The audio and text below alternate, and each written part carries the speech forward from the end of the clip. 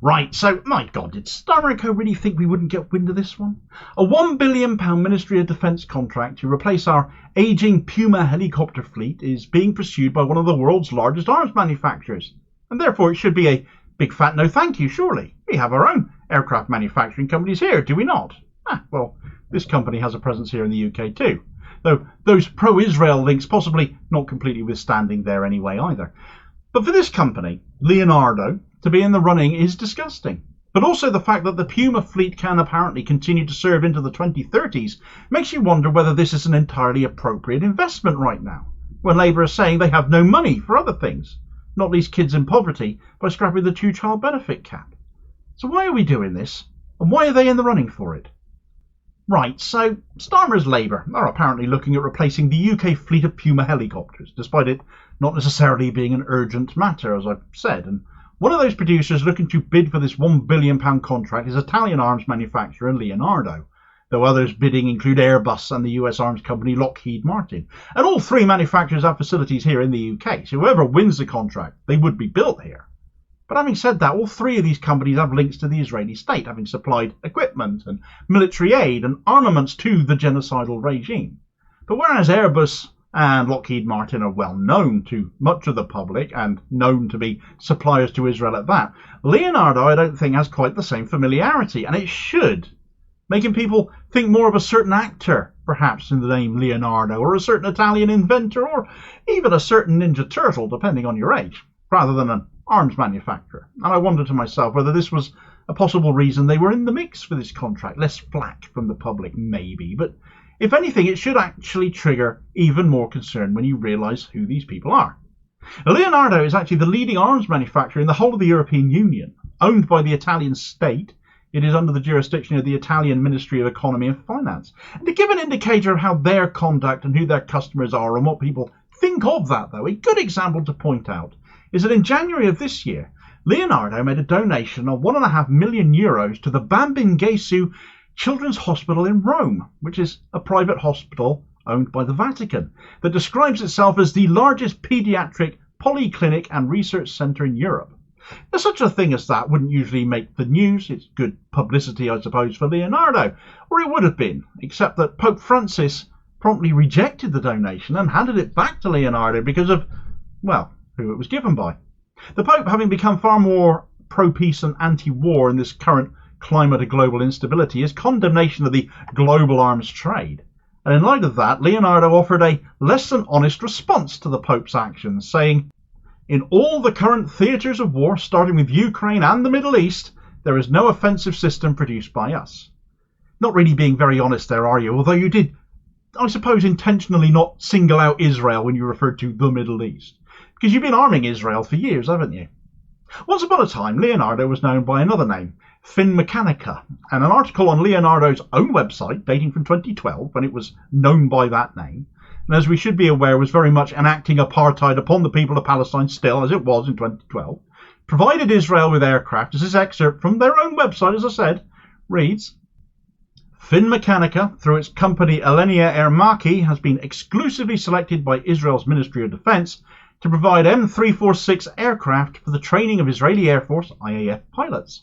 The M346s, which will make the Israeli Air Force new trainers fleet and will replace the TA-4 Skyhawks currently operated by IAF, Israel Air Force, will be a total of about 30 aircraft.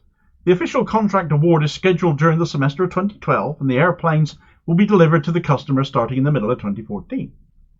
Now, aside from their own admission to be supplying Israel in 2012, they have of course done so since then as well, as another Leonardo article from last year shows too, and going beyond the aviation sector at that. Increasingly focused on promoting international relations, Leonardo has just signed 2 innovation-driven agreements, one with the Israeli Innovation Authority and the other with Ramot Tel Aviv University. The aim is to strengthen its positioning in the world by fostering structural relations with countries such as Israel that are regarded as of strategic importance. It is no coincidence that in late November 2022, the company led by Alessandro Profumo completed a merger between the US subsidiary Leonardo DRS and the Israeli listed company RADA, which led to the automatic listing of DRS. That merger resulted in the new company being called RADA DRS, imaginatively, which is a direct subsidiary of Leonardo itself now. So they aren't just supplying Israel. They literally have a subsidiary company operating there with head office in Netanya, just north of Tel Aviv, a production plant in Beit Shean, just west of the West Bank, and another side of Beersheba, just south of the West Bank. Certainly arms manufacturer watchdogs and media outlets have had an eye on Leonardo as well for a while, and have been exposing their actions no end. For example, Leonardo UK, because of course there's a British subsidiary to the Leonardo parent group as well, has 8 sites in this country, and one source of military equipment supplied to Israel that has been commented on more widely insofar as British involvement in supplying Israel goes have been parts for the F-35 jets that Israel use. Leonardo UK, for example, according to Declassified UK, at their Edinburgh site, they make the laser targeting system for F-35s, the device used to precisely target the likes of schools and hospitals in Gaza, as we've witnessed. But that is just scratching the surface, as protest groups like Palestine Action, occupying their London offices last year on the anniversary of the Balfour Declaration to call out their part in Israeli atrocities, showed. Their role in enabling Israel in another of their protests at that aforementioned Edinburgh site saw that factory shut down for a brief period as the protesters took over the site and actually began dismantling it. Between 2008 and 2021, according to Freedom Press, Leonardo UK applied for no fewer than 26 export licenses to Israel. Here's further information on that in an excerpt from Freedom News regarding another of their UK sites. The Southampton site specialises in producing thermal imaging technology for missile guidance systems to increase target selection accuracy. Leonardo UK holds at least 4 export licenses to Israel for target acquisition, weapon control and countermeasure systems, meaning that technology produced in the Southampton factory is likely being used by Israeli forces to target mainly civilian Palestinians in the current attack on Gaza. At a time when we should be boycotting, divesting and sanctioning industries and arms manufacturers supplying the genocidal apartheid regime, we are now considering giving such a company a £1 billion UK Ministry of Defence contract. And sure, it might go to Airbus instead, or it might go to Lockheed Martin, or maybe somebody else. But they don't have any more of a moral high ground than Leonardo does. Whilst I certainly appreciate we need defence systems in this country, where Starmer is increasing defence budget spending and confined money for Ukraine, and finally has restored funding to UNRWA so they can continue to do their important work in Gaza, which is obviously welcome in that last matter, I don't see why we need to use companies so involved in Israeli atrocity for that defence work. Is there honestly no companies that aren't supplying Israel that can do this instead?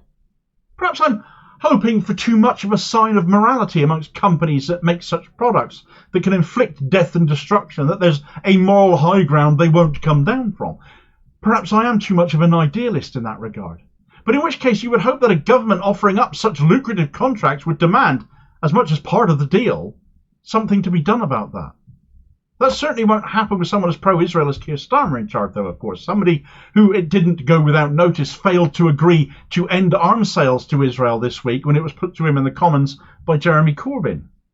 Meanwhile, for as much as Starmer has overseen the restoration of funding to UNRWA, as good as that is, despite it taking 2 weeks for him to get around to it, he did eventually get there, that has still invited criticism from bodies even more ardently Zionist than he is, demonstrating that in order to retain support from the Israel lobby, Starmer will only ever go as far as they let him, which does us a disservice, appalled as we are about what is going on out there in Israel and Gaza, but equally continues to fail the people of Gaza, fails to reach the peaceful resolution required, and it will be other nations and other leaders that get to that point, that finally reach that point, and it will be done despite people like Starmer, not helped because of him. Get the details in that story in this video recommendation here, and I'll hopefully catch you on the next vid. Cheers, folks.